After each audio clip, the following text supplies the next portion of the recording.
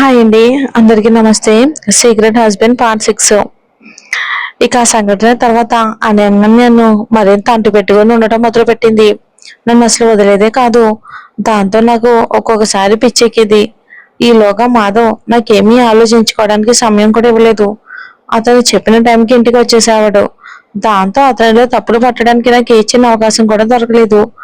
అతను ఇంటికి తెచ్చే వస్తువులలో కూడా ఎలాంటి ఆధారాలు ఉండేవి కావు. కొన్నిసార్లు ఇదంతా నా భ్రమ అని కూడా నాకు అనుమానం రావటం మొదలయ్యింది. మధ్యాహ్నం ఎట్టయ్యలకు అనన్యను నిద్రపుచ్చాక ఇంట్లో తాజా కాయగూరలు, పళ్ళు అయిపోయాయని నాకు గుర్తొచ్చింది. అనన్య గాఢ నిద్రలో ఉండటంతో ఇక తను లేవకముందే మార్కెట్కి పరిగెత్తుకుని వెళ్ళి రావాలి అనుకున్నాను. దగ్గరలోనే ఉన్న మార్కెట్కి వెళ్ళాలని, డ్రెస్ చేంజ్ చేసుకుందామని కూడా నాకు బద్ధకంగా అనిపించింది. వీలైనంత తొందరగా తిరిగి రావాలన్న లక్ష్యంతో గబగబా బయటకైతే వెళ్ళాను. అయితే సరుకులు కొన్ని తిరిగి వచ్చాక నా దగ్గర తాళాలు లేవని గ్రహించి ఒక్కసారిగా నిర్ఘాంతపోయాను. మరి కాసేపు ఆలోచించి బయటికి వెళ్ళేటప్పుడు తీసుకురావడం మర్చిపోయి ఉంటానని గ్రహించి నిరాశతో మళ్ళీ తల బాదుకున్నాను. మాధవ్కి ఫోన్ చేయాలని డిసైడ్ అయ్యాను. అతను గుసగుసలాడుతున్నట్టుగా ఫోన్ ఎత్తాడు. నేను పరిస్థితిని వివరించిన తర్వాత అతను, నేను మీటింగ్ లో ఉన్నాను, బయటికి రాలేను, శ్రావణిని తీసుకుని రమ్మని చెప్పు అన్నాడు మాధవ్. మళ్ళీ మీటింగా? ఇన్నేళ్లుగా ఇదే సాకు. వేరే దారి లేక శ్రావణికి ఫోన్ చేశాను. మా ఇంటి వేరే తాళాలు తన దగ్గర కూడా ఉన్నాయి, తను తీసుకువస్తే బాగున్నాం. ఇక ఫోన్ చాలాసేపు మోగిన తర్వాత చివరికి శ్రావణి ఫోన్ ఎత్తింది. ఇక వెనుక చాలా గందరగోళంగా ఉంది. ఆమె గొంతు, వదినా ఏంటి సంగతి అని వినిపించింది. నేను ఇంట్లో తాళాలు మర్చిపోయాను, నీ దగ్గర ఉన్నవి తీసుకుని రాగలవా అని అడిగాను.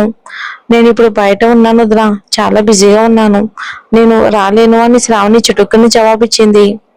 తర్వాత పక్కనే ఉన్న ఎవరితోనో, ఏయ్ ఒక నిమిషం ఆగు అని అరిచింది.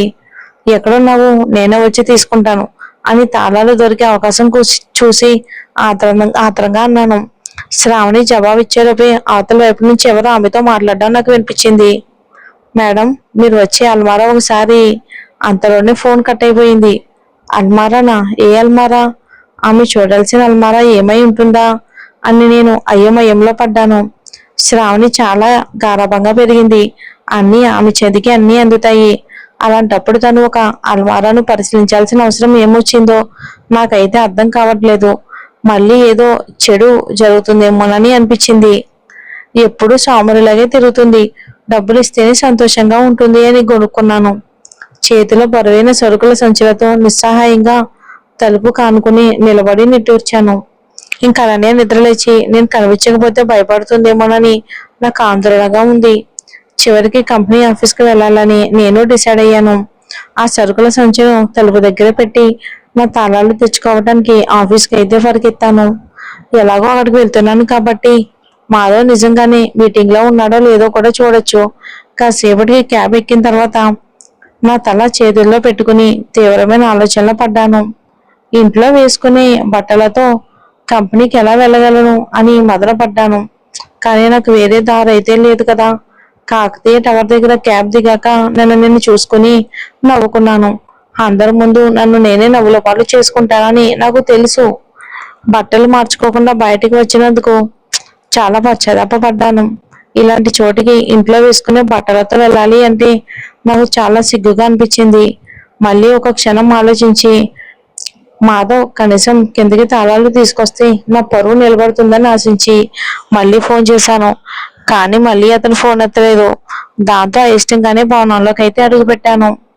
పైగా నేను తొందరగా వెళ్ళాలి, లేదంటే మళ్ళీ అనన్య నిద్రలేస్తుందని భయపడ్డాను. ఇప్పుడు నేను ఇంట్లో ఉండను. ఊహించినట్టే నేను లాబీలోకి అడుగు పెట్టగానే చాలా మంది నన్ను వింతగా చూస్తున్న చూపుడు నాపై పడ్డాయి. ఆ సోషల్ లైట్లు ఎప్పుడు పై మెరుగులకే ఎక్కువ విలువ ఇస్తారు కదా. తర్వాత పైకి వెళ్ళాలనే ఆశతో రిసెప్షన్ దగ్గరకు పరిగెత్తాను. కానీ లోపలికి వెళ్ళడానికి మీరు నమోదు చేసుకోవడానికి చాలా మంది క్యూలో ఉన్నారు. నేను ఎవరినైనా పిలవాలి అని ప్రయత్నించాను, కానీ నన్ను ఎవరూ పట్టించుకోలేదు. చివరికి రిసెప్షనిస్ట్ మిగతా వాళ్ళ పని పూర్తి చేసే వరకు ఓపిగ్గా వెయిట్ చేశాను. నమస్కారం, నేను 10వ అంతస్తులో ఉన్న తన్మయ్ కార్పొరేషన్ కి మాధవ్ గారిని కలవాలని వెళ్ళాలి అన్నాను. ఈసారి రిసెప్షనిస్ట్ నుండి ఎలాంటి ప్రశ్నలు రాకముందే సూటిగా విషయానికి వచ్చాను. అయితే తను చాలా పవర్గా, అయితే వెయిట్ చేయండి, టైం పడుతుంది అని చెప్పింది. నాకు చాలా బాధగా అనిపించింది. అవతల నా కూతురు లేస్తుందేమోనని భయపడ్డాను. ఒక్కసారిగా మాధవ్ ఆఫీస్ అంతా చెక్ చేద్దామని సీసీ కెమెరాలు చూస్తూ ఉన్నాడు. సడన్ గా అక్కడ అనన్య కనిపించింది. అదేంటి అని ఒక్కసారిగా చూసి షాక్ అయ్యాడు. తను ఇక్కడ ఉంది ఏంటి అని వెంటనే కిందకి వెళ్ళాడు. ఇంకా రిసెప్షనిస్ట్ ఇలా మాట్లాడింది అని అనన్య కూడా చెప్పింది. ఇక నా భార్యతో ఇలా మాట్లాడడానికి నీకెంత పొగరు అని అందరి ముందు తనని తిట్టాడు. జాబ్ లో నుంచి కూడా తీసేశాడు. తిను నా భార్య అని అందరికీ గర్వంగా చెప్పాడు. ఇక అనన్య ఊహించినట్టే తన మీటింగ్ లో ఉన్నాడు. ఇకనైనా తనని తానే తిట్టుకుంది. నిన్ను లేనిపోని అవసరమైన ఆలోచనలు పెట్టుకున్నానని. ఇకపోతే ఇంద్రాణి ఇప్పుడు అలాంటి పని చేయదు. కానీ ఇక నుండి ఏ ఆలోచనలు పెట్టుకోకుండా తన జాగ్రత్తలో ఉండాలి అని డిసైడ్ అయిపోయింది. అలానే ఇంద్రాణితో కూడా మాట్లాడడం మానేసింది. ఇక నా భర్త నన్ను ఎంతో ప్రేమగా ఆనందంగా చూసుకుంటున్నాడు. ఇక ఎవరు ఆలోచనలు చేయకుండా నా భర్త, నేను, నా పాప అంతే.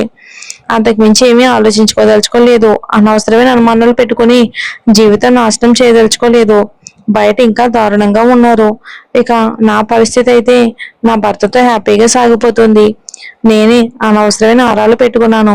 ఒకవేళ అలాంటిది ఏదైనా ఉన్నా కానీ నేను ఖచ్చితంగా పట్టుకోగలను. ఇప్పటి వరకు ఎంత చూసినా ఎంత వెతికినా నాకు ఏ ఆధారం కనిపించలేదు. సో కాబట్టి ఇక్కడితో ఈ విషయం వదిలేద్దామని మనస్ఫూర్తిగా డిసైడ్ అయిపోయాను. ఇంకా శ్రావణి తను ఒక పొగరబోతు చెల్లెలు మాధవ్కి. తను ఎప్పుడు డబ్బు డబ్బు అని అంటా ఉంటుంది. ఇంకేంద్రాన్ని లాంటి ఫ్రెండ్స్ కూడా చాలా డేంజర్. సో తనకి దూరంగా ఉందామని డిసైడ్ అయిపోయాను. ఇందులో తన తప్పు ఉందో లేదో నాకు తెలియదు, కానీ తనకు నాకు ఏదైనా చెప్పడానికి ట్రై చేసిందేమో ఇంక నేను పట్టించుకోదలుచుకోలేదు. ఇద్దరిని ఒక చోట చూసి అపార్థం చేసుకున్నానేమో అని నాకు అనిపించింది. సో ఇక నుండి అలా ఎప్పుడు చేయకూడదని అనుకున్నాను. ఇక ఆఫీస్లో అందరి ముందు తన భర్తను అనన్య హత్తుకుని ప్రేమగా ముద్దు పెట్టింది. చాలా గర్వంగా అనిపించింది తనకు తను.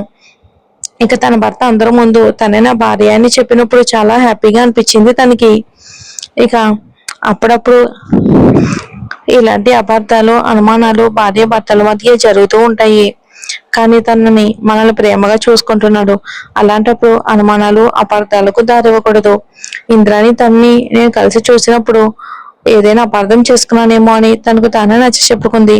ఇక నుండి ఇవన్నీ వదిలేసి హ్యాపీగా బతకాలి అని డిసైడ్ అయ్యింది మన అనన్య. సో పాప, తను, మన మాధవ్ అంతే అన్నమాట. ఇక స్టోరీ ఇక్కడితో ఎండింగ్ చేసేస్తానండి. ఇది చాలా షార్ట్ స్టోరీ, ఇంక లైక్ చేయడం ఇష్టం లేదు. అలాగే స్టోరీ కావాలి అంటే మళ్ళీ రీఓపెన్ చేసి డిఫరెంట్ గా రాయడానికి నేను ట్రై చేస్తానండి. ఈ స్టోరీ అయితే ఇక్కడితో ఆపేద్దాం అనుకుంటున్నాను. అలానే మన మిస్టర్ యాటిట్యూడ్ హస్బెండ్ స్టోరీ ఒక 2 days లో ఇస్తానండి. చాలా ఫీవర్ గా ఉంది, హాస్పిటల్ కూడా వెళ్ళానండి, వాయిస్ కూడా ఇవ్వలేకపోతున్నాను. సో మీరు అర్థం చేసుకుంటారని అనుకుంటున్నానండి. సో నన్ను తిట్టుకోవద్దని స్టోరీ ఇలా ఎండింగ్ ఇచ్చేసానని. మళ్ళీ కావాలంటే వేరేగా రాయడానికి నేను ట్రై చేస్తాను మీకు కావాలంటే. సో థ్యాంక్స్ ఫర్ వాచింగ్ అండి.